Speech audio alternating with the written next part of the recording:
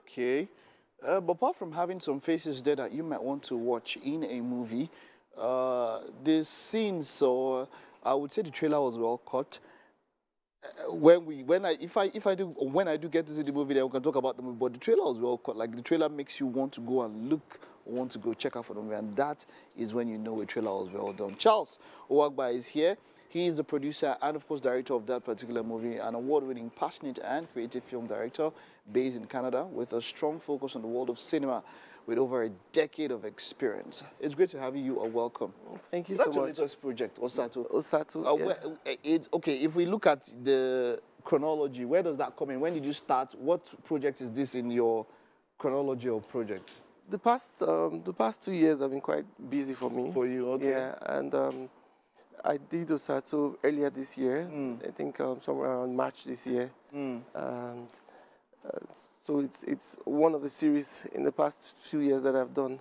Okay, this is a series. No, like when I say series, like one of the movies I've done in the past. You've done in the past. But okay, but if what number is this in the movies that you've done? What number? Where does it fall? Okay, this will be my third film in 2 years. Feature length film and all of that. Yeah. But let's talk about this. I like what I see. Where was this show? And it has the drama involved. I feel like it has some action in there, and that's one genre that we don't do. I feel like there's a lot we have to come through. For drama, I think that's where our forte is. But action. What do you think could be holding Nollywood back when it comes to putting together action movies or action sequences that are quite believable?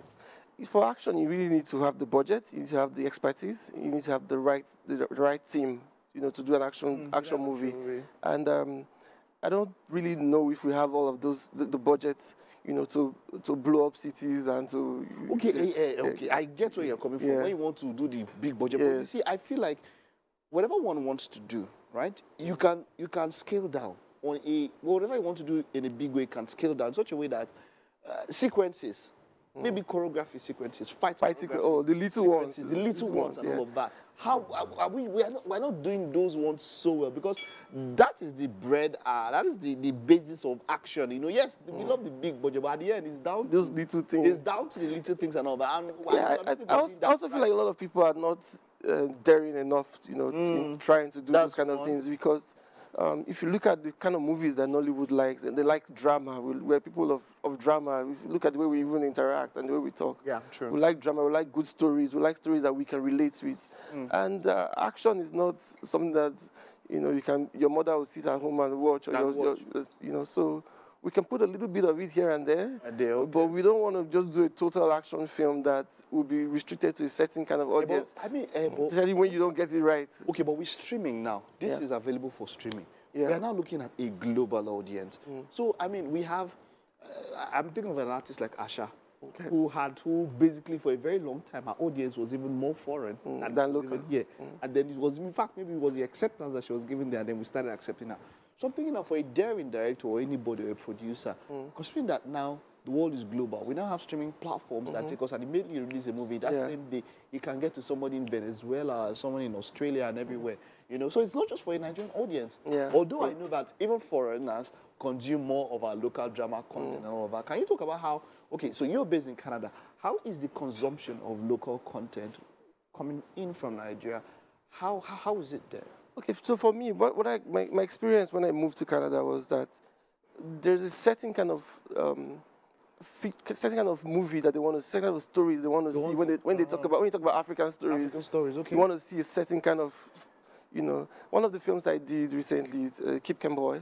I shot in Kenya and Canada and Toronto, and when I got the script, I realized that. The way the producers had written the script was depicting Africa in a certain way. They want to see poverty. They want to see, certain kind of... So it fits the narrative, So my contribution was, this is not totally true. Yes, there is poverty, but yes, there are things happening in Africa. Yes, Africa can be great. Yes, there are good people. So I kind of tweaked that story in a way that will still give us what they wanted, but will show Africa in a brighter light. That story is about an African genius that lives in a small village, and invented an algorithm, you know, that affects how the stocks is being traded in the stock market. And people from the outside world, you know, came to look for that little boy in that village and try to steal that equation from him. You know, so the way it was written and the way it was almost like an action film. People are running his, you know, and I said, no, let's bring some drama into this and let's make it real. Let's make it a story that my mother will watch, my kids will watch, and they'll be like, oh, this is us, you know. And that is, for me, the kind of stories I like to tell, stories that we can relate with. We can put a little bit of drama, action, we can put a little bit of comedy, we can put a little bit of us, what makes us, what makes us unique, but we still be authentic to who we are and what we truly are. What is your preference for? Is it silver screen or home viewing? I like the entire thing, to be honest. I like the big. If you had to do one, if you had to go between, if you had some budget now, someone said put some budget. I'll go for silver screen. Silver screen. Yeah, because but usually for silver screen you really want to go all out, you know, than for TV. How has home viewership and streaming, how has it affected? I'm talking about globally now. Yes. How has it affected viewership when it comes to people going to movies? Because we know that now. I mean, it's easier to access movies, especially some new movies that just go straight to streaming now. You know, it's not like that time when if you wanted to see a blockbuster, you'd have to go wait or go to the cinema and then after a while. But now you can see blockbusters are coming out on streaming and you just sit back at home and you're actually enjoying blockbusters and all of that. And the cinema culture now and all of that. How, say in the next few years now, where do you think all of this is going? Will the cinema be as relevant? The cinema will always be relevant because, like we said, certain movies are made tailored for.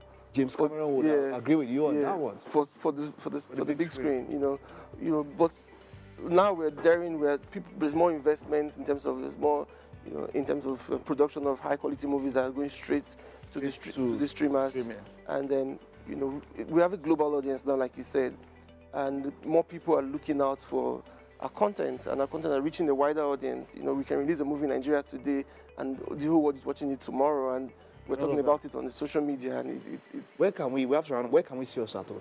Osato is coming out in cinemas December 8th. Okay. December 8th. Okay. And, it's going to be in cinemas nationwide. Okay. Yeah. All right. I thought it was in stream, but it's going to be going out in cinemas. I'll look out for this one. I like what I see there already. So yes, kudos to you, and we're looking forward to seeing it at the cinemas. Thank you. Well done. Thank you. All right. Well, that's it. I'm looking forward to that one. I hope you're looking forward to it also. We'll take a time out and stay with us. We'll be back in a bit.